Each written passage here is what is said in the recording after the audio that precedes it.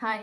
तो आज हम लोग ना यूपीपीसीएस पे बात करेंगे, क्योंकि फॉर्म तो आ चुका है और स्टूडेंट भरना भी स्टार्ट कर दिए हैं। तो आप लोग सबसे पहला काम ये करिएगा कि फॉर्म टाइम से भर दीजिएगा, क्योंकि लास्ट समय में ना प्रेशर बनता है कि अगर फॉर्म में कोई भी दिक्कत आई तो पूरी मेहनत बेकार हो जाती है। सच में पूरी मेहनत बेकार हो जाती है। इसीलिए ना फॉर्म एकदम टाइम पे भरना चाहिए। पहले भर दीजिए, क्या हुआ, लास्ट में भी तो भरने जाएंगे ही ना। इसीलिए अच्छा है कि फॉर्म पहले भर दिया जाए। तो देखिए, फॉर्म भरने के बाद आपको क्या करना है, आपको हर सब्जेक्ट का नोट्स बनाना है। देखिए अभी कितने महीने हैं, आज 20 तारीख है, तो अभी हमारे पास हैं 4 साढ़े 4 महीने हैं। लेकिन इन 4 महीनों में आप 2-3 महीने ही ले लीजिए, 2 महीने ले लीजिए, और 2 महीने में ना आपको सारे सब्जेक्ट के नोट्स बना लेने हैं। क्योंकि हमारी सबसे पहली गलती क्या होती है, हम क्या करते हैं, हम ये करते हैं कि हम नोट्स नहीं बनाते हैं, कहीं से भी पढ़ते हैं। कभी पॉलिटी को लक्ष्मीकांत से पढ़ लिया, तो कभी किसी टीचर ने पढ़ाया तो यूट्यूब से पढ़ लिया, तो कभी किसी बैच से पढ़ लिया, लेकिन हम प्रॉपर नोट्स नहीं बनाते हैं। और ये हमारी सबसे बड़ी गलती होती है। हमें नोट्स बनाना चाहिए, क्योंकि वो नोट्स ऐसे होते हैं ना कि हम लास्ट टाइम में उसको रिवीजन कर पाते हैं। इसीलिए हमें नोट्स जरूर बनाना चाहिए। ठीक, तो आप हर सब्जेक्ट का नोट्स बना लीजिए, और मतलब किसी अच्छे कोचिंग से बनाइए कि जहाँ पे पूरा पढ़ाया गया हो, हर सब्जेक्ट को पढ़ाया गया हो। अगर एक कोचिंग से नहीं हो पा रहा है ना, तो यूट्यूब पे बहुत सारे लोग ऐसे हैं जो बहुत मतलब पूरे सिलेबस को कवर किए हैं। तो आप जिस टीचर से मन करे, जो टीचर का पढ़ाना ज़्यादा पसंद आए ना, तो उसको उनका लिख लीजिए। मतलब मैं तो कहूँगी ना, अगर मैराथन क्लास कर पाते हैं तो उनसे कर लीजिए, या फिर जो पूरा सिलेबस कवर कराए हों उनसे कर लीजिए। लेकिन सिर्फ देखना नहीं है, नोट्स बनाने हैं, ठीक है। क्योंकि वो नोट्स ही हमारे हथियार हैं, और वो मजबूत रहेंगे ना तो रणभूमि में उतरना आसान होगा। ठीक, तो उसके बाद देखिए, हर सब्जेक्ट के आपने नोट्स बना लिए। अब उसके बाद क्या करना है, घटना चक्र। घटना चक्र की बुक आप सबके पास होनी चाहिए, मतलब सबके पास होनी चाहिए। क्यों? क्योंकि अभी तो देखिए ट्रेंड चेंज हो गया है कि अब घटना चक्र से नहीं पूछ रहा है, लेकिन कभी कभी इजी क्वेश्चन आ जाते हैं, और इजी क्वेश्चन हमें कहाँ मिल जाते हैं, घटना चक्र में। और अगर वो क्वेश्चन हम नहीं कर पाते हैं तो हम वहीं से रेस से बाहर हो जाते हैं। क्यों? क्योंकि बहुत सारे जो सीरियस स्टूडेंट होते हैं उनका वो तैयार होता है। कठिन तो सबके लिए कठिन होता है, लेकिन आसान क्वेश्चन एक भी नहीं छूटना चाहिए। इसलिए घटना चक्र पढ़ना चाहिए, और घटना चक्र को सिर्फ पढ़ना नहीं चाहिए, आपको उसका नोट्स बनाना चाहिए, प्रॉपर नोट्स बनाना चाहिए घटना चक्र का, ताकि लास्ट समय में जो है ना आप उसको रिवीजन कर सकें। आपको पूरी घटना चक्र की बुक पढ़ने की जरूरत ना पड़े। घटना चक्र की बुक इतनी पतली तो होती नहीं कि कोई पढ़ लेगा, इतनी मोटी मोटी बुक होती हैं। अगर उनको पूरा रिवीजन करना है एग्जाम के टाइम पे तो नोट्स बने होने चाहिए। ठीक है, देखिए मैंने अपने नोट्स कैसे बना रखे हैं, मैं अभी दिखाती हूँ। मैंने हर सब्जेक्ट के नोट्स अलग अलग बना रखे हैं, ताकि मुझे लास्ट समय में ना रिवीजन करने में आसानी हो।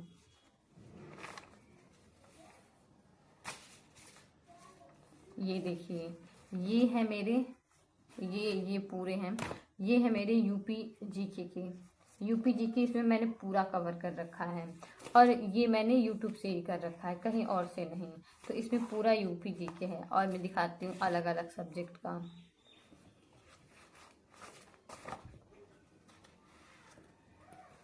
यहाँ पे देखिए, यहाँ पे ना मैंने पूरी हिस्ट्री मैंने कवर कर रखी है इसमें। मतलब मुझे अब कोई बुक नहीं पढ़ना है, बुक के नहीं पढ़ना है। प्री के लिए मुझे क्या करना है, इन नोट्स को रिवीजन करना है, और घटना चक्र का नोट्स उसको रिवीजन करना है। ठीक है, तो आप भी लोग ऐसा करिए, हर सब्जेक्ट का पहले नोट्स बना लीजिए। मतलब थियरी पार्ट आपका कंप्लीट होना ही चाहिए। उसके बाद क्या करना चाहिए कि घटना चक्र, और घटना चक्र का ना नोट्स ये नहीं कि हमने पूरा बना लिया। आप पहले घटना चक्र एक बार पढ़िए, उसका PYQ लगाइए, जो गलत हो उसको गोला कर लीजिए। ठीक है, और जो छूट रहा है, जो आपको नहीं आ रहा है उसको कर लीजिए। अब वही क्वेश्चन आप पेज पे लिख लीजिए और उसका एनालिसिस लिख लीजिए। तब क्या होगा, कम पेज में आपका घटना चक्र का नोट्स तैयार हो गया। आपको बार बार वही क्वेश्चन पढ़ने की जरूरत नहीं है जो आपको आते हैं। अब मैं मेरी क्या गलती थी, देखिए मैं क्या करती थी एग्जाम में, पहले मैं घटना चक्र का नोट्स नहीं बनाती थी। तो इस एक तो बुक देख के मैं पहले ही डर जाती थी, इतना मोटा बुक कैसे पूरा होगा, वो टेंशन अलग रहती थी। और नोट्स ना बनाने की वजह से मुझे पूरी बुक को बार बार पढ़ना पड़ रहा था। ये नहीं मैं कर पाती थी कि पहले जो क्वेश्चन मेरे से छूटा है वो पढ़ लूँ, और यही छोटी छोटी गलतियाँ ना आपको एग्जाम से बाहर कर देती हैं। तो इसलिए इस बात का ध्यान रखना चाहिए कि वो जो जितना हमें पहले PYQ में किया और जो हमें नहीं आया और जो हमने गलत किया उसका एक पेज पे लिख कर बना लिया हमने कि ये हमसे नहीं हुआ है और ये हमसे गलत हुआ है, ऐसे करके लिख लीजिए और उसका एनालिसिस लिख लीजिए। तो देखिएगा घटना चक्र का ना हर सब्जेक्ट का बहुत पतला पतला सा नोट्स तैयार हो जाएगा। और मैंने इस बार घटना चक्र के नोट्स बना लिए हैं, रुकिए मैं दिखाती हूँ। इस बार मैंने अच्छे से सारे नोट्स बना रखे, और मैं तो कहूँगी ना ऐसे ऐसे ऐसे फाइल लेते आइए और हर नोट्स को बना के ऐसे फाइल में रख लीजिए, प्री के लिए अलग और मेंस के लिए अलग, ठीक है। ताकि एक तो हम लोग की क्या दिक्कत होती है, हम लोग पूरे सब्जेक्ट से पढ़ते हैं ना, कभी मेंस वाली कॉपी उठा लिए तो कभी प्री वाली कॉपी उठा लिए, इससे नहीं होता है, बहुत दिक्कत होती है, ना वो पूरा कर पाते हैं ना ये पूरा कर पाते। इसीलिए प्री के नोट्स जो होने चाहिए ना वो अलग होने चाहिए और मेंस के जो नोट्स होने चाहिए वो अलग होने चाहिए। तो देखिए मैंने अपना बना के इसमें रखा है।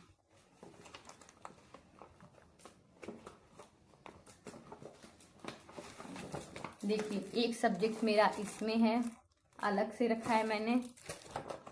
ऐसे ही आप लोग भी अलग अलग बना के रखिए।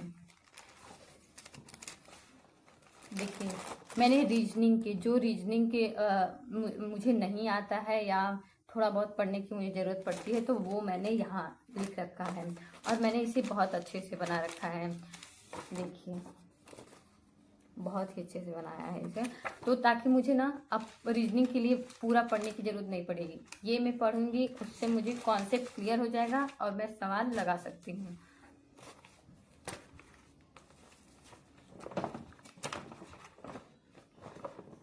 ये सारे नोट्स हैं मेरे, सारे प्री के नोट्स हैं, मेंस के नहीं है, इसमें सब प्री के नोट्स हैं। देखिए ये देखिए ये है ज्योग्राफी के नोट्स हैं ये। और ज्योग्राफी के लिए ना मैप भी आपका अच्छे से तैयार होना चाहिए। मैप अच्छे से तैयार होगा ना तो कम से कम 2-3 क्वेश्चन तो पूछ ही लेते हैं, और वो दो तीन ही क्या, अगर नदी वगैरह सब मिला दिया जाए तो कम से कम 4 से 5 क्वेश्चन तक जाता है मैप से। इसीलिए मैप भी आपका अच्छे से तैयार होना चाहिए। तो ये ऐसे ही आप लोग नोट्स बना लिया करिए हर सब्जेक्ट का, ठीक। और देखिए मैं आपको अपने मैप का दिखाती हूँ नोट्स। तो ये देखिए मेरे रीजनिंग के नोट्स हैं, ये रीजनिंग का है। ये एक सब्जेक्ट का नोट्स ये है।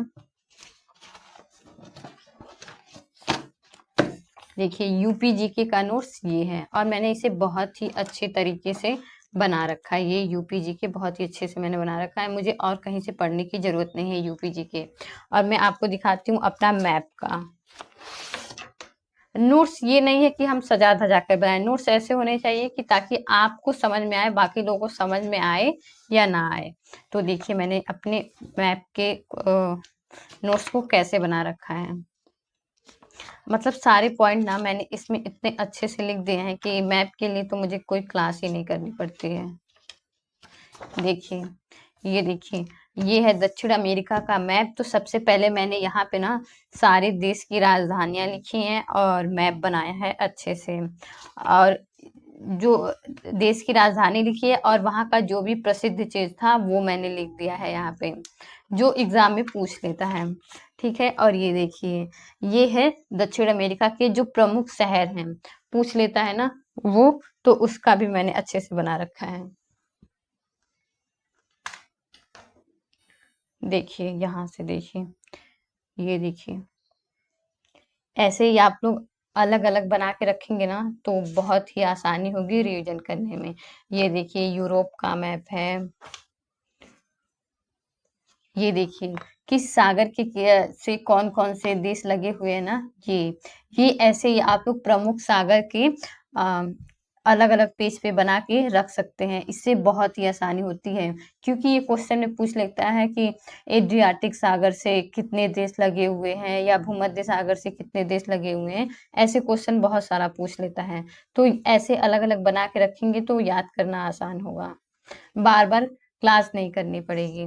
ये देखिए यूरोप का मैप है, और देखिए पहले मैंने यूरोप के मैप पे वहां के प्रमुख शहरों के बारे में लिखा है। अब देखिए यहाँ पे मैंने जो प्रमुख नदी है, सारी प्रमुख नदी को बना के और सारा लिख लिया है अच्छे से। और ये देखिए यहाँ पे है दक्षिण अफ्रीका के बारे में लिखा है, मतलब अफ्रीका महाद्वीप इसमें पूरा है। और ये सारी चीजें मैंने इसमें अच्छे से कवर कर रखी हैं। मतलब ये नोट्स ऐसे है ना कि कहीं बाहर से चीजें कोई पढ़ने की जरूरत नहीं पड़ती है। और यही नहीं, ये वर्ल्ड का मैप इसमें समाप्त हो गया है। तो यहाँ से देखिए भारत का मैप भी स्टार्ट होता है यहीं पे। ये देखिए मैंने यहाँ पे मैप बनाया नहीं है, जहाँ जहाँ नहीं बनाया है वहाँ वहाँ मैप खरीद के और सारे पॉइंट को मैंने अच्छे से लिखा है। जो जो नदी है उन सारी नदी के बारे में बना बना के, और देखिए उनके सारे पॉइंट को मैंने अच्छे से लिख लिया है। देखिए ये सिंधु नदी का है। ऐसे मैप से जब हम पढ़ते हैं ना तो हमें सारी चीजें एकदम आसानी से याद हो जाती हैं। मतलब इसमें ना पूरे इंडिया का मैप है, पूरे इंडिया के मैप को मैंने अच्छे से कर रखा है। तो आप भी लोग, अभी आप लोगों ने देखा ना मैंने मेरे नोट्स, तो ऐसे आप नोट्स बना लीजिए हर सब्जेक्ट का अलग अलग, फिर घटना चक्र का अलग बनाइए। जो गलत हो और जो छूट जाए बस उसके नोट्स बनाइए। ये नहीं कि पूरे घटना चक्र का बनाना है, पूरे घटना चक्र का नहीं बनाना है, सिर्फ बनाना है जो गलत हो और जो छूट जाए, जो आपको नहीं पता हो, ताकि आपको टॉपिक भी पता चलता रहे कि आपको क्या नहीं आ रहा है और क्या आपने अभी नहीं पढ़ा है, तो ताकि आप उसी टॉपिक को बार बार रिवीजन कर सके। ठीक। और देखिए जो प्रीवियस ईयर क्वेश्चन है वो बहुत इंपॉर्टेंट होते हैं, उनसे हमें पता चलता है कि एग्जाम में कैसे क्वेश्चन आते हैं। ठीक है, तो प्रीवियस ईयर क्वेश्चन कम से कम 10-12 साल का ना होना ही चाहिए। और सीसेट के लिए क्या करें, किसी अच्छे टीचर से ना रीजनिंग पढ़ लें, हिंदी पढ़ लें, और जिसका मैथ अच्छा हो वो मैथ पढ़ लें। और क्या पढ़ेंगे, रीजनिंग पढ़ लिया, मैथ पढ़ लिया, हिंदी पढ़ लिया। हिंदी से 20 क्वेश्चन आते हैं, और आपने अच्छे से पढ़ा ना तो कम से कम 18 तो आप कर ही लेंगे।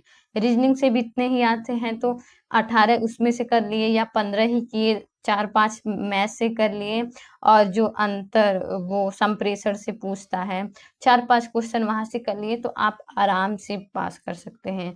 तो लेकिन सीसेट को भी ना हल्के में नहीं लेना चाहिए, उसको भी डेली 1 घंटा जरूर पढ़िए। तो जो मेरी गलती रही है ना, मैंने आपको बताया है कि मैं क्या करती थी, पहले मैंने घटाचक का नोट्स ने मैं नहीं बनाती थी, और दूसरा मैं क्या करती थी, नहीं करती थी कि मैं ना प्रॉपर हर सब्जेक्ट का नोट्स मैंने नहीं बनाया था। तो मैं इस बुक से भी पढ़ती थी, उस बुक से भी पढ़ती थी, जिसकी वजह से क्या होता था, कोई भी सब्जेक्ट ढंग से पूरा नहीं होता था, और रिवीजन करने में भी दिक्कत आती थी कि कहाँ से करें। इसलिए हर सब्जेक्ट का प्रॉपर नोट्स होना ही चाहिए। ठीक है, तो आप लोग, उम्मीद है इससे कुछ सीख के अपने लिए नोट्स अच्छे से बनाएंगे और एग्जाम की तैयारी अच्छे से करेंगे। आज के लिए बस इतना ही। Bye bye.